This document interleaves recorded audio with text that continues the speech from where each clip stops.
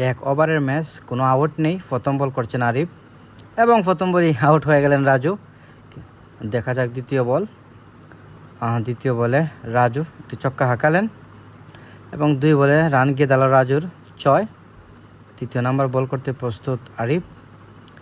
দেখা যাক রাজু কী করেন, কিন্তু ডট বল। 3 বলে রাজু রান গিয়ে দাঁড়ালো 6।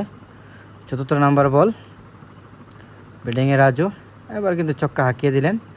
রাজুর 4 বলে রান গিয়ে দাঁড়ালো 12। পঞ্চম নাম্বার বল, ব্যাটিংয়ে রাজু।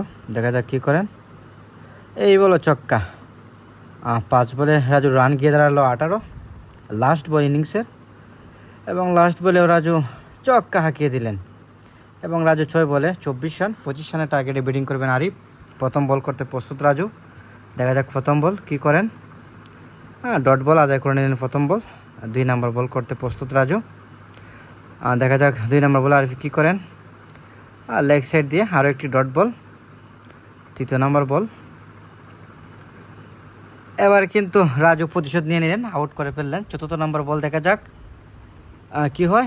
চতুর্থ নাম্বার বলে কিন্তু লেগ সাইড দিয়ে 4, কিন্তু 4 রান হবে না, শুধু 6 মারতে হবে। পঞ্চম বলে গিয়ে 6-এর দেখা পেলেন আরিফ এবং ওনার রান সংগ্রহ হলো 6।